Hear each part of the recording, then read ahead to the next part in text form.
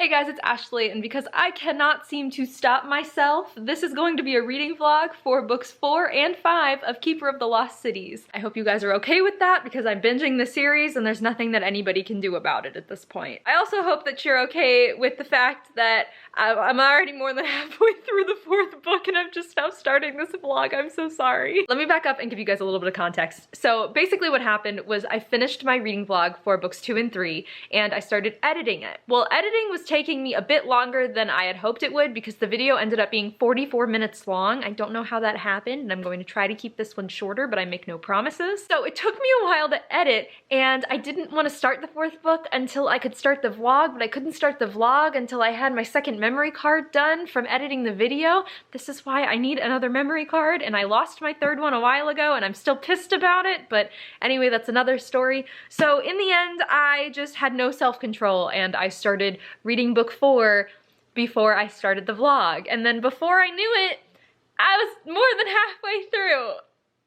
And I still hadn't started the vlog. So this is me starting the vlog. Anyway though, now that we've got all of that out of the way, it's time to actually get into what this thing is about. And let's talk about Neverseen, because there's a lot of stuff that has gone down so far.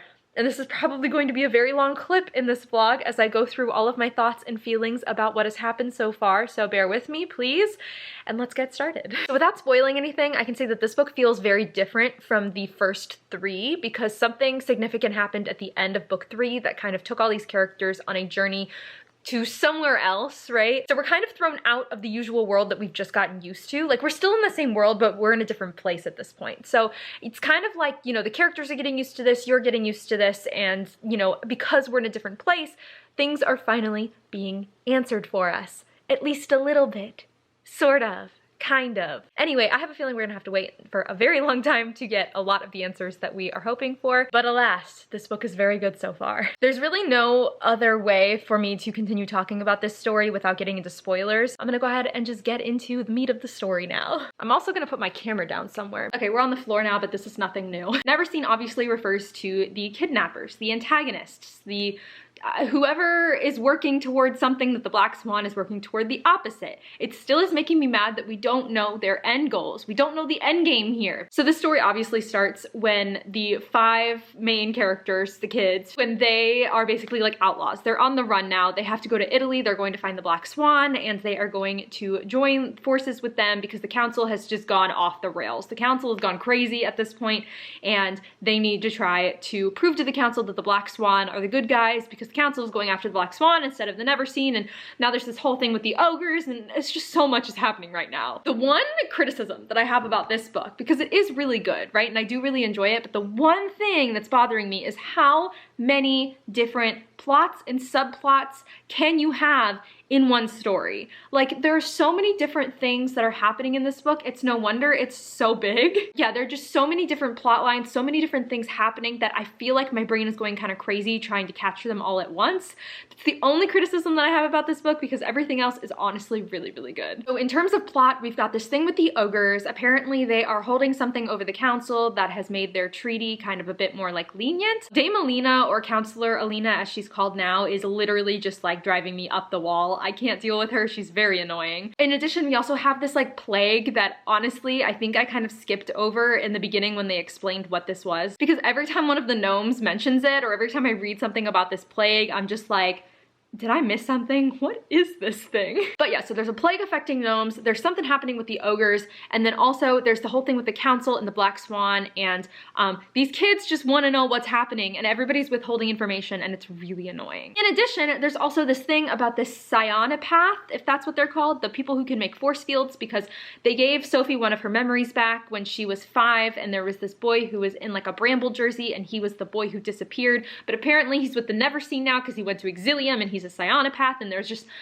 there's so many different things. Now let's go character by character real quick and just talk about what they've been up to because so much has happened. Oh my god, I shouldn't have waited this long to start this vlog. I'm so sorry. Sophie is the same as usual. People are withholding information from her. She's getting angry. She's you know, doing things in retaliation, and then they end up having to tell her afterward. Like, it's just your typical tell her things and this stuff wouldn't happen. She's been working together with Fitz because apparently they are training to be cognates, which is a whole new telepathic thing that we are learning about. Basically, it means when two telepaths have a very special, intimate connection with one another or something, then they can basically like share their mind and be more powerful and work together and stuff. So they're working to be cognates, which I think is kind of cool and will bring Fitz more into the picture. Sophie in this book, to be honest with you, feels much more mature than in the other books, which obviously makes sense because we are like, you know, growing with her as she's growing through the story. And Fitz is Fitz. There's nothing really new with him. Like I said, he's training to be a cognate with Sophie. He's really excited about that.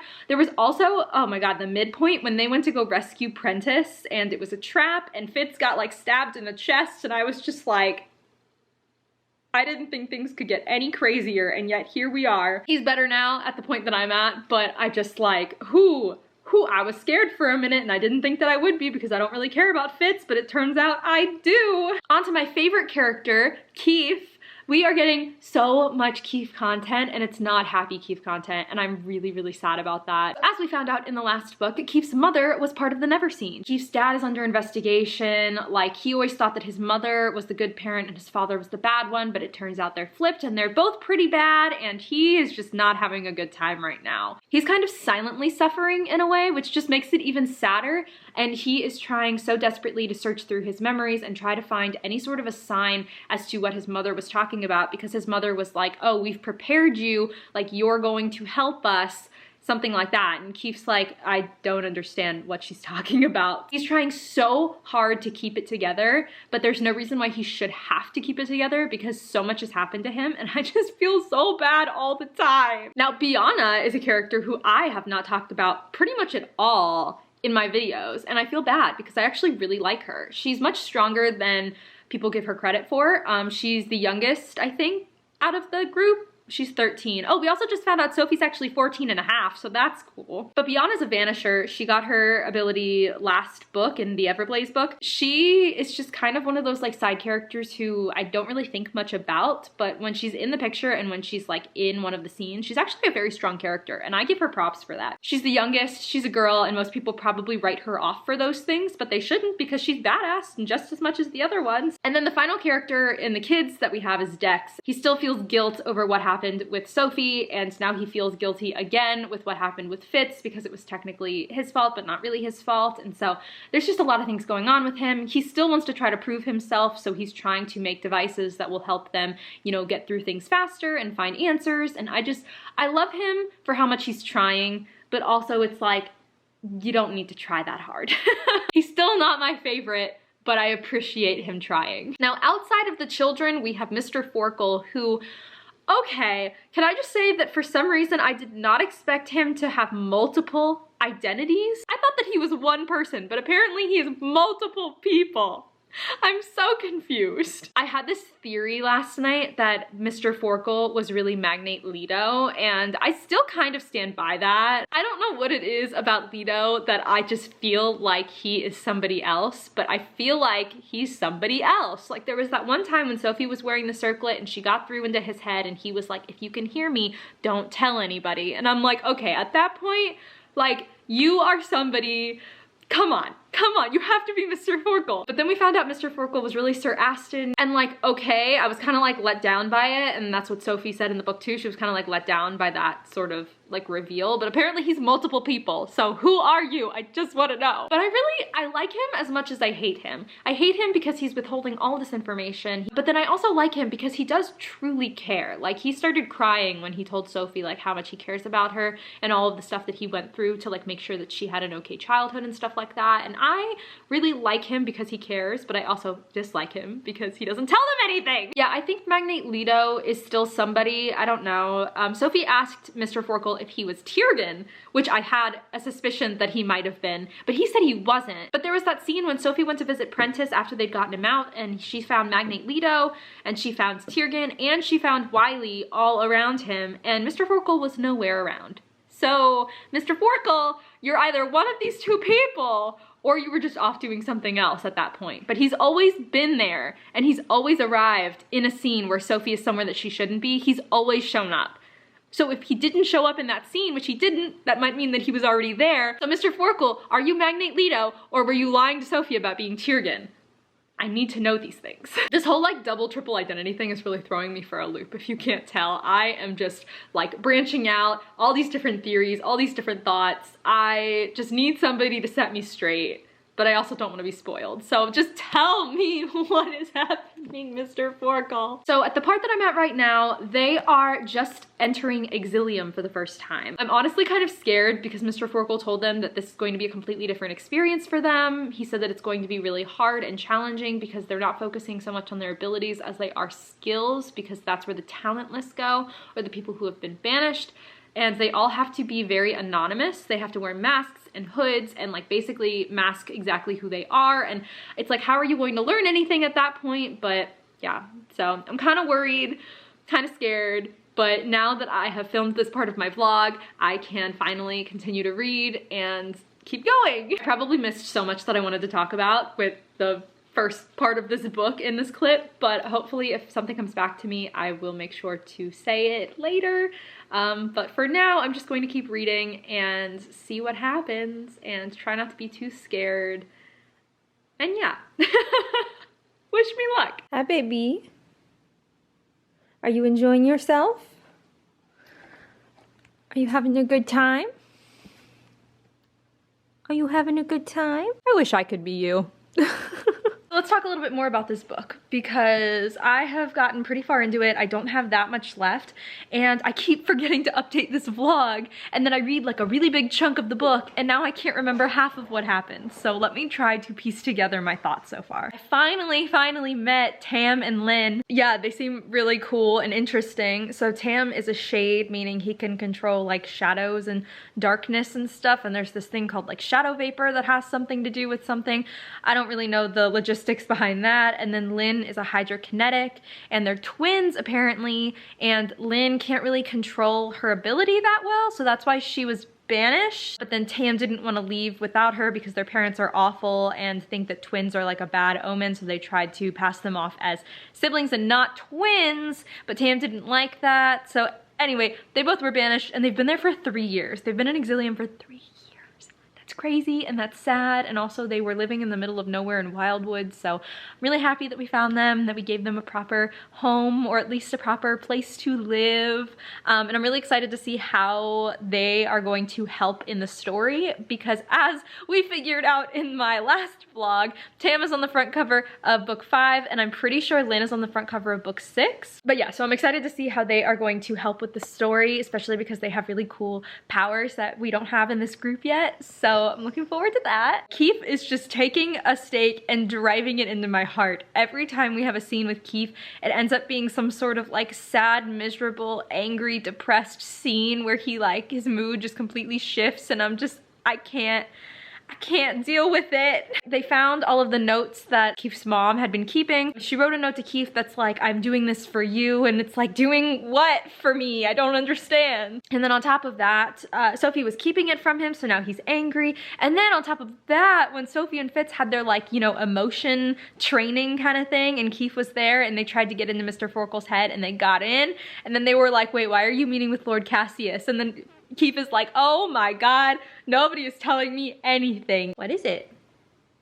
He just sat up very suddenly. Oh, and now Lord Cassius wants to join the Black Swan. I really liked the part where Sophie was like, you know, if you let him join, I am leaving. Like, I'm out of here because that's shitty what you're doing to Keefe. And I'm like, yes, you go, Sophie. You stand up for Keefe. He deserves it. I got so many comments on my last vlog that I put up with books 2 and 3 about how you guys love Keefe too, and I'm so happy that we're in this together. But also, I got some comments that were kind of like, you know, oh, just wait until this book or something like that. And then somebody else said that the love triangle was really good, so I'm like, mild spoilers, people, but also looking forward to it. Also, we haven't gotten anywhere with Prentice.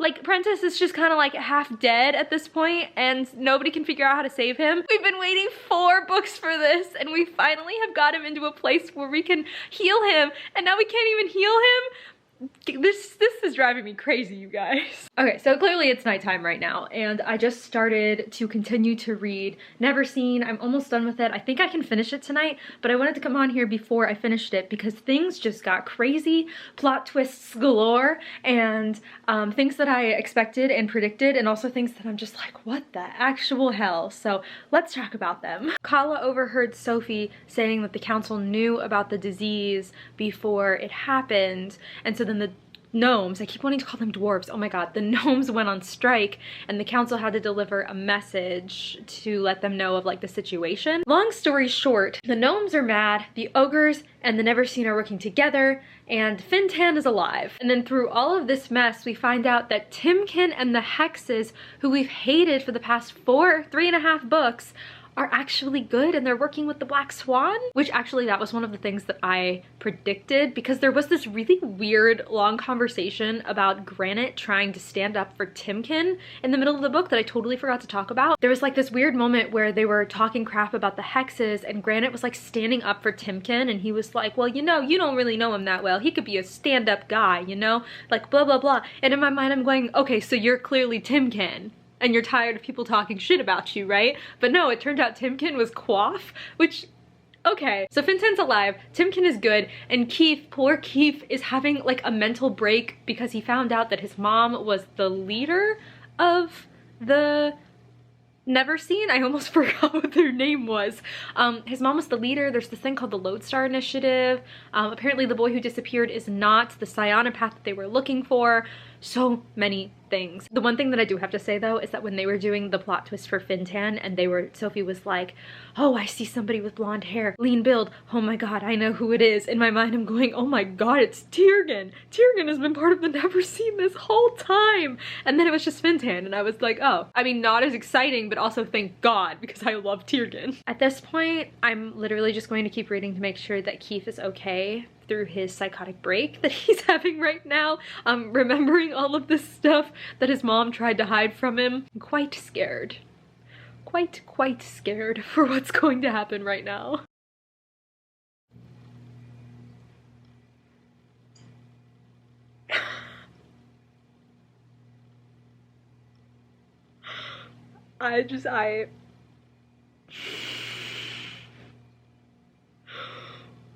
What the actual hell is happening in this goddamn book? Oh my god. Oh my god. How? I'm sitting here reading this scene, and as the things are playing out and everything is being revealed, I'm sitting here, my jaw is dropping and dropping and dropping, and I'm just like, how the hell is this happening right now? They just got done going into Ravagog and they destroyed Ravagog and they stole what they thought was the cure but ended up not being the cure, and you know, all of this stuff is happening, and then Fintan and Brant catch up with them and they're like, haha, bet you didn't see this coming or whatever. But what you really didn't see coming was that Alvar is part of the Neverseen? Are you kidding me? Are you and he was one of the ones who helped coordinate Sophie and Dex's kidnapping? I have literal goosebumps on my body reading the scene because I'm like, how the actual hell were we supposed to predict this? How is this happening right now? I'm just like so shocked out of my mind. I don't even know how to feel right now. Like, what is happening? Breathe. Yo, okay, this book though, I am completely shocked. I am just like, I've been turned inside out and turned around and spit out, and now I don't know what to think anymore. I'm just like, I don't even know how to start this part of the vlog because my thoughts are just everywhere right now. I'm just so spun around. Like, how do you go on after reading this? So I just finished Neverseen, book 4 and Keeper of the Lost Cities, and wow, that was a whirlwind. The amount of work that had to go into building the plot and creating the foreshadowing and the subplot, everything that went into creating this crazy twisted world. I don't even want to know how hard that was. Just trying to plot this, I have no words. So getting into some spoilers here, I'm sure you can imagine that the end of the book broke my heart, but I won't get to that yet. First, I'm going to say that scene where Kala gave herself up and sacrificed herself to make the pancakes or panakis or whatever, so that she could heal her people, so good. I almost cried. I wanted to just like start sobbing. It was so good. And then the council letting Sylvanie and Greyfell fly free so that they could be safe and have their baby and not have to worry about people coming after them.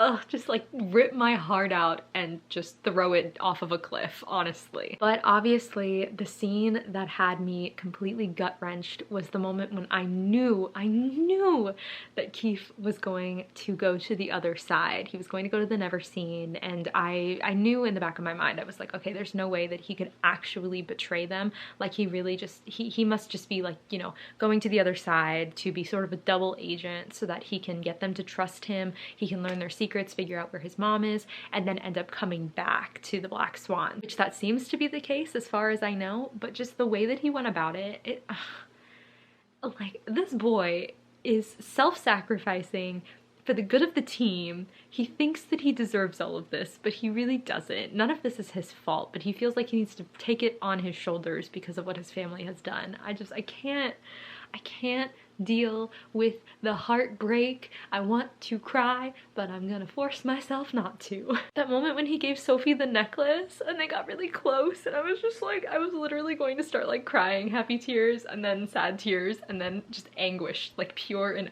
utter anguish. I want to stop thinking about it. I'm gonna stop thinking about it. We're gonna move on to the last plot twist of the whole book, which, my god, there have been a lot of plot twists in these last 2 books that I just read. The reveal of the identities of Mr. Forkle and Granite. I knew in the back of my mind who they were. Like, I've already said in this vlog that I'm pretty sure that the other identity that Mr. Forkle had was Master Leto, or Magnate Leto, that's what his name is, which is what ended up happening. And then finding out that Granite was Tiergan, I mean, I knew that there was something there. I knew that was gonna happen. I knew he had to be somehow in the picture like this. So neither of those were a big surprise to me, but like actually seeing them play out in the book was still just like a shock. I'm like, dang, I was right again. I started this book out being like, oh, there's so many plot lines, how do you follow it all? The story's kind of weird, like I'm not sure I like this one as much, to like literally like shell-shocked, jaw-dropping, like complete and utter devastation as I'm reading the end of this book. Like, how does one move on after this? For those of you who read this in the real time when it first was published, how did you wait a full year or so for book 5 to come out after this? I don't understand how you did that. Like, what? It's like reading the Scythe series and getting to book 2. Like, how did you deal with that wait to get to the toll? I don't understand. Like, I'm so happy that all of the books are out, that I can just read them now, because I just don't understand. So I'm gonna stop talking now so I will stop losing my shit over this series. I'm gonna go ahead and move on to book 5, because if there's anything that I've learned, I will not be able to stop until I finish the whole series at this point. Oh my god, I'm still just reeling. Like, how does one move on from that plot twist? I don't understand. Okay, I'm probably gonna go to sleep because I need a mental break from this crazy world. I can't. Okay guys, so I have to leave for work in like 20 minutes, but I thought I would update this vlog while I looked good for the first time in a while, so that I could catch you up on how I'm feeling about Lodestar so far, because I started it last night. I am on page 137 and I'm really liking it so far because it's actually surprising me a bit. The thing that is surprising me so far, and this is a bit of a spoiler, so I'll put a little warning here, we're getting a lot more Keefe content than I thought we were going to get for the beginning of this book, because if you recall my devastation at the end of Neverseen, Keefe went off with the Neverseen to try to play double agent, or at least that's what you were suspecting, and so you don't really know that until literally chapter 2 of this book, which happens so soon, which again just goes to emphasize my point that these books are so fast-paced. It's like, I genuinely would have thought that we would have put off a Keefe meeting until like the midpoint, somewhere through the book, and then we would finally be like, oh my god, Keefe, there you are, and we'd figure out what was happening. But no, apparently Sophie now is going to have telepathic communications with him every single night, which I'm so excited for, but I'm also just super surprised about, and so it's just happy little surprise for me, I guess. But on the Keefe topic, I'm so mad at him for trying to play this whole double agent thing like Jolie did, and it got her killed, first of all. But I'm so mad at him because he doesn't need to do that, but he feels guilty, and so he's being reckless, and he's like, you know, if I die, it doesn't matter, whatever. And Sophie's like, oh my god. And so I hope this is the book where they like express their feelings for one another, even though they're only like 14, 15. Like, I understand they could be a little older, and I do appreciate Shannon Messenger holding off on it as much as we probably have wanted it over the past couple of books. But yeah, I'm ready, I'm here. Just express your feelings for one of these boys so we can get this love parallelogram out of the way, okay? I still don't know who the third person, the person in the middle here on the cover is. The more that I look at this cover, the more that I'm rethinking who this person in the middle is, because they actually have like a glowing hand, and it seems like all of this light and stuff that's on the cover is coming from them. Sorry, the glare is kind of bad right now. So I don't really know who this is. This doesn't look like Fitz based on, you know, images we've seen on the last covers. I know that someone said that I could just go onto Shannon Messenger's website and see the names of the characters who appear on the covers, but I don't want to do that in fear that I'm going to spoil myself. So we're going to wait until I finish this book, and then we will have a big reveal if I don't figure it out while reading. But yeah, so the Neverseen are planning something that have to do with Grady and Edeline, so everybody's pretty much on lockdown except Sophie and Fitz and Tam and Lynn, who I loved seeing again, are back in the stone cottage trying to awaken Prentice, or at least to find out something about the Lodestar, which is still this big mystery and clearly is going to be the topic of conversation in this book. So yeah, suffice to say, this book has done absolutely nothing to satisfy my need for answers, and so I'm mad at it, and I just want to get through it as fast as possible so that I've got some answers. So we'll see what happens. It's thundering outside for the first time in like literal months in Florida, which never happens. Usually we get rain like all the time, but it's thundering right now, so if you hear that in the background, just ignore it. So I've made it a good chunk of the way through Lodestar at this point. I'm currently on chapter 31, page 274, and honestly, not a whole lot has happened, which I'm not mad about because, as I've said so many times, these books are so fast-paced and a lot ends up happening in them, especially because they're so big. So for not a whole lot of like action to have happened so far, I'm not mad about it. But we are having a lot of very long, drawn-out conversations with lots of different, you know, reasonings and variables and theories and stuff like that. So it's like I have to really be concentrated on what they're saying to be able to piece together what's happening. At the same time, I kind of enjoy that because it just goes to show like how, I don't know, twisty this world is and this you know, what's happening is. But the part that I just got to was where Keefe warned Sophie that the Neverseen were going to go after Grady and Edeline, and so all of the kids went to spend the night at Dex's house. And then in the next morning, which is the part that I'm at now, they all came back over and they told them that the Neverseen actually went after Wiley, which I'm honestly really scared about because Wiley does not deserve this. Wiley was just kind of thrown into this because his father was, as far as I know, at least. And he does not deserve to be like dragged into it this way, especially like tortured and interrogated. So like, no. But also that makes me really worried for Keefe. I'm really, really worried what this means if the Neverseen find out that Keefe warned Sophie that Grady and Edeline were in danger, so they prepped Havenfield. So like, what if the Neverseen fed Keefe a lie to see if he would tell Sophie, to see if everybody put up security measures around Havenfield and then left Wiley unprotected, you know? So I'm like really scared for what this means for Keefe, but I also know that he's on the cover of Nightfall, which is the 6th book, so I'm not too worried that anything like major is going to happen to him, but at the same time, everything that happens to him to me is major, so I'm worried. One thing though that I am really liking so far about this is Dex and Biana. I don't know if Biana, something's happening there. I don't know like whether they're just becoming better friends. I don't really know, but I really like how much we're getting to see of them. Dex is like super smart, and I mean, nobody really takes him for granted, I guess, because of his abilities and like he's always being used for something, but I think I've taken him for granted based on what I said in my last vlog about him being like the Simon to the Clary of the story, which is still true.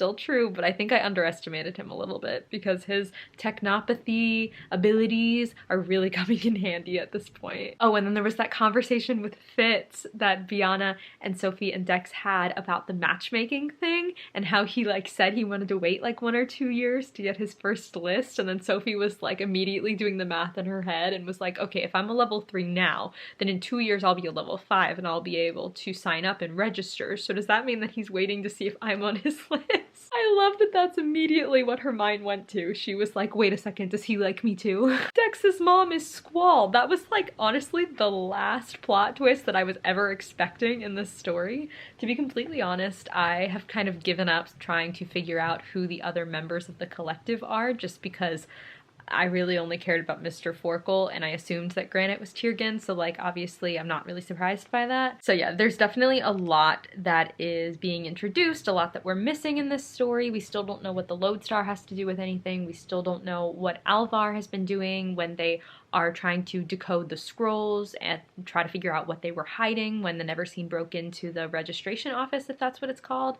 I still don't know what the heck this scene is on the front of the cover here. I think that the one thing that people need to know before going into this series is that you will not know anything, and you better be okay with it. I'm just really worried about Keefe, you guys. Like, I was so worried at the end of the last book, and now that I'm like getting into this and I'm like, I'm so worried. I'm so scared. I'm like literally a ball of anxiety right now because of this book. So that's fun. So I'm gonna be kind of honest with you guys. I have absolutely no idea what the last thing I told you was, nor do I remember half of what happens in the last section of the book that I read, because I read it so early in the morning last night and I think I was half asleep when I read it, which is probably not a good thing. The one thing that I can remember though that I will share with you is that the conversations that Sophie is having with Keefe are just killing me. The one scene that I remember vividly from last night, Sophie went into her room and found the message from Keefe, and she went to go meet him, and Fitz came with her, and she looked into his memories, and it was just like so sad and so devastating.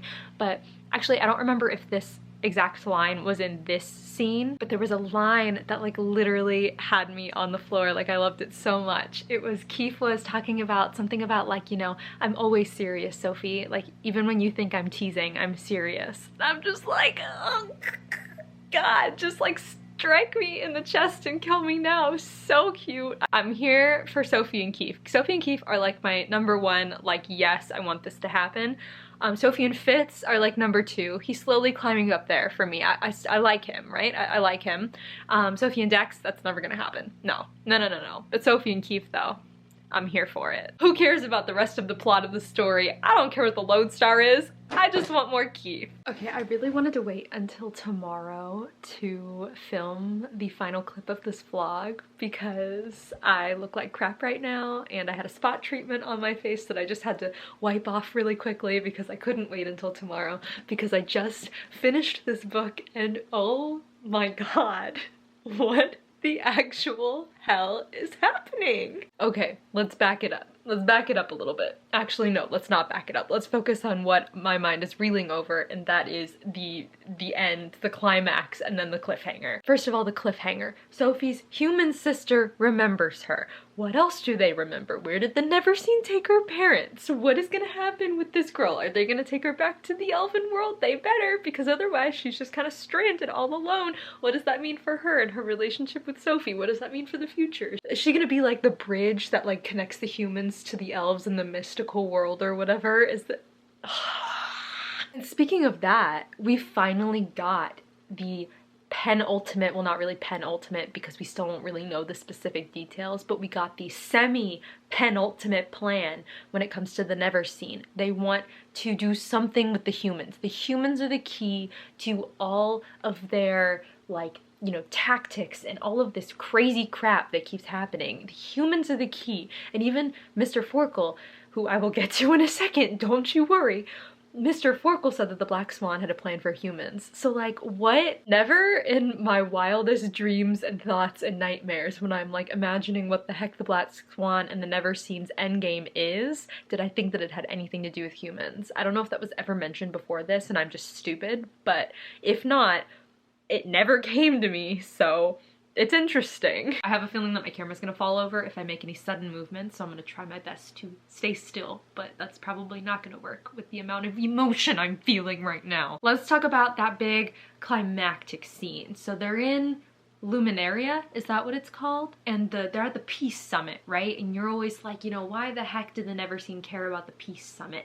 Well, because they brought the whole damn house down. They literally destroyed the whole entire thing. And I just like, I just find it so hard to believe that Sophie can put 2 and 2 together, but 12 adults can't. It just gets to a point where it's like, y'all, do you really need to be in charge of an entire world? Let's talk about bits and pieces here. First of all, I was afraid for my life. That was the scariest near-death experience I think that I've ever read in one of these books so far. The whole mountain was coming down on top of them, and the whole time I was petrified because I'm not claustrophobic or anything, but for some reason just the thought of running through an underground tunnel in a mountain as you're watching, you know, the whatchamacallit, the dust rain down and the cracks in the walls and things are falling everywhere, and it's kind of terrifying, not gonna lie, even for somebody who doesn't suffer from claustrophobia. The one thing though that was getting me through all of it was the fact that before all of this happened, Sophie had transmitted to Keefe, and Keefe was like, yeah, I got out, I'm safe, I'm alone, I'm in this cave, I'm here when you need me. And I'm like, okay, Keefe is safe, we're good. But then we weren't good because Mr. Forkle, oh my Jesus. I've been sad in these books before, but this was the one scene where I like literally broke down and I started crying.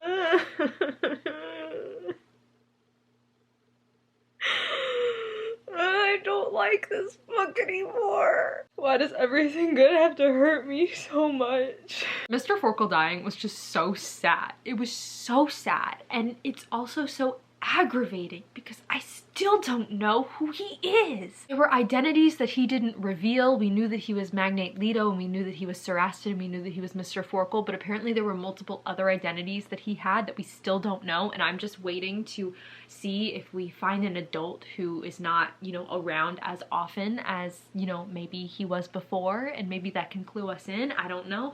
I'm still reeling. Supposedly Branch is dead. Is he really dead? Sophie didn't seem to think that it sounded right, but I'm just gonna hope and pray that he's dead for good. But Sophie did see 4 black-cloaked figures leaving the beach.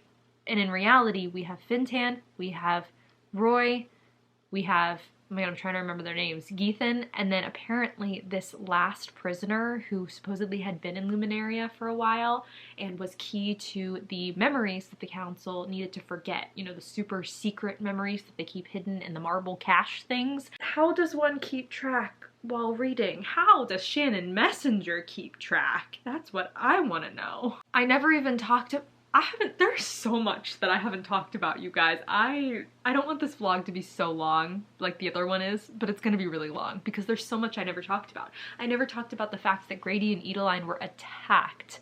That scene when Sophie leaped back with Sander to Havenfield and saw blood on the ground, I literally like choked. I'm like, oh my god, this child has not suffered enough and now her parents could be dead. Speaking of that, to think that this is still a middle grade series at this point, like yeah, some of the dialogue and some of like the funny, you know, comedic relief moments feel very young and middle grade-y to me, and yeah, the characters are still kind of like 14, but like Fitz is 16, and also like as a 16-year-old, I personally would never be caught dead being friends with a 14-year-old. Like imagining myself as a junior in high school being friends with like an 8th grader incoming freshman.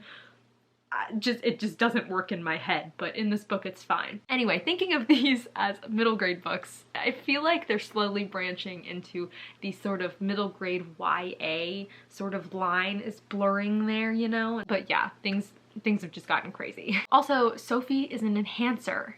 Is this her last ability? I'm hoping that this is her last ability and that we have no more that we have to deal with.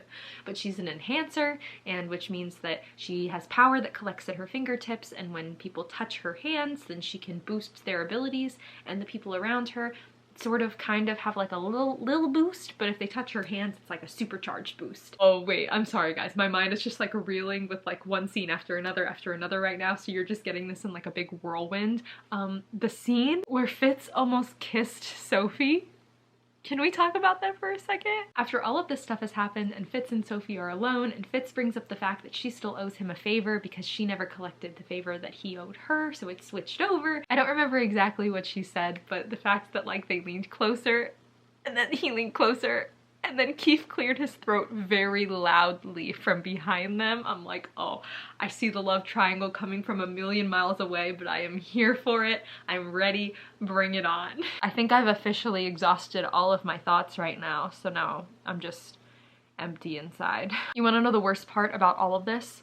I finished this book in record time, and I don't even have book 6 to start right away. I finished all of the physical books that I have in this series, so now that just means that I have to go buy the other books. I thought that the whole connection with the Lodestar mirror and the Lodestar, like the way that the Neverseen were getting around and stuff like that, I thought that that was really interesting and cool, the way that they did that, and how Tam was able to, like, you know, use the shadow vapor and whatnot to do that. I also really liked the fact that when they all teleported to that random place in Scotland, they accidentally locked Dex in the windowless room. I don't know why that was so funny to me, but when they came back, the first thing that Dex said was like, "You guys locked me in the room. They had to break the mirror to get me out." It was like the memory that Keefe had of his parents leaving him in Atlantis because they forgot about him, but funnier and less sad. I'm probably leaving out so many things that I could have talked about in the past if I had just vlogged at the right times. So if there's anything else that I'm missing that happened in this book, definitely let me know in the comments down below with a spoiler warning because,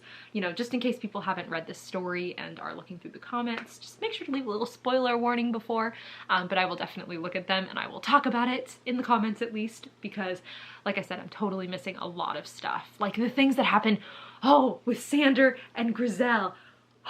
I've never been more invested in a goblin love story in my life, but again, I'm here for it. Once again, if I missed anything, if there's anything you want to talk about, if you want to comment on how much you also love Keefe, definitely let me know in the comments. But otherwise, I think that's going to be it for this video. So if you want to follow me on any of my socials and maybe talk about how much you love Keefe there, everything's in the description. Thank you guys so much for watching, and I will catch you later. Bye!